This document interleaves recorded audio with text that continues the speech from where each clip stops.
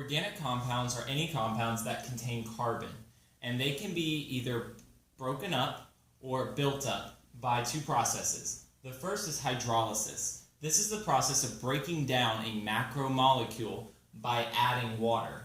And the opposite of that is dehydration synthesis, also known as condensation. And this is building a macromolecule by taking away a water molecule.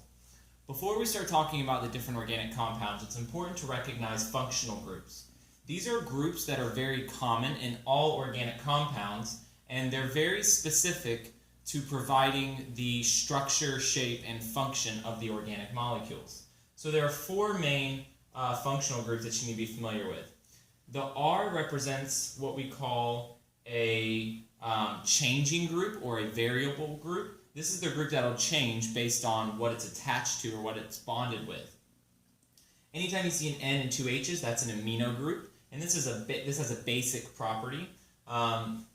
This group right here in orange, this is what we call a carboxyl group, and these are really important in energy releasing activities. Down here is what we call a hydroxyl group, and this is what allows water to dissolve different molecules. So it's very important in dissolving molecules.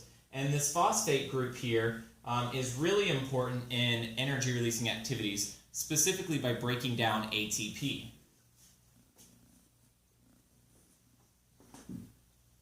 The first organic compound are carbohydrates, and carbohydrates have three elements: carbon, hydrogen, and oxygen. And they're always found in a 1 to 2 to 1 ratio. This means that for every hydrogen, you're going to have one carbon and one oxygen.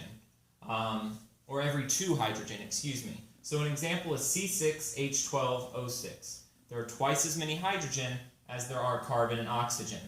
This is the chemical formula for glucose, which is a monosaccharide. Remember, mono means one, saccharide means sugar. So these are one sugar molecules. And here are some examples of monosaccharides: glucose, galactose, and fructose. Disaccharides are two sugars linked together, or two of these compounds linked together. And examples are maltose, lactose, and sucrose. And lastly, we have polysaccharides. And there are four main polysaccharides that you need to be familiar with. The first is cellulose, which is a sugar found in the cell wall of plants. The second is starch, which is the energy storage found in plants. And that can be found in the form of amylose or amylopectin. The third is chitin, and this is what makes up the exoskeleton of different arthropods. Or when you step on a bug and you hear that crunch noise, that's because it has chitin. And glycogen is the animal energy storage. And this is the storage that occurs in liver. So your liver is going to store glycogen.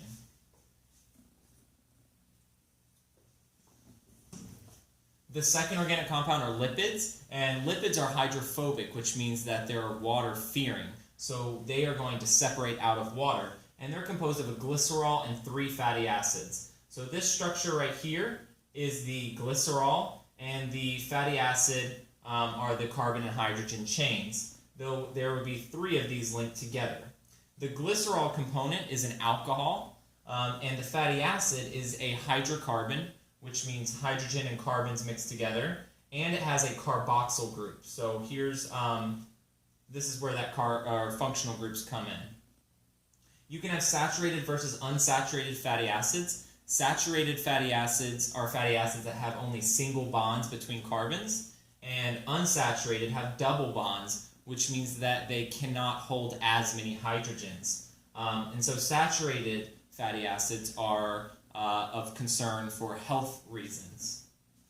Examples of lipids includes fats, oils, waxes, and steroids, and there are 3 main functions of lipids. That's going to be long-term energy storage. It is used in structure, so the phospholipid bilayer of cells, and the endocrine system, because some steroids are hormones, and hormones are used to regulate our bodies. Proteins are the third type of organic compounds, and they have multiple functions: growth and repair, cell signaling, regulation. So an example of that is insulin, lowering blood sugar levels. They can catalyze reactions or act as enzymes and speed up chemical reactions. They are also involved in movement.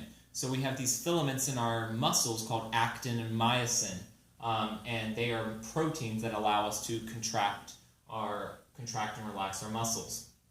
Here's a basic diagram of what a protein would look like. We have our R group, which is our variable or changing group, and then there are two boxes here in orange. I want you to look back in your notes and make sure you can identify both of these based on their functional groups. So what are the monomers of proteins? Well, remember, proteins are made up of a bunch of amino acids that are held together by peptide bonds. So a bunch of peptide bonds will build a polypeptide and hook together those amino acids. The last type of organic compound is a nucleic acid, and there are two types, DNA and RNA. DNA stands for deoxyribonucleic acid, and RNA stands for ribonucleic acid. And remember, nucleic acids are made up of nucleotides, or the monomers of nucleic acids are nucleotides. And this is the basic structure of a nucleotide.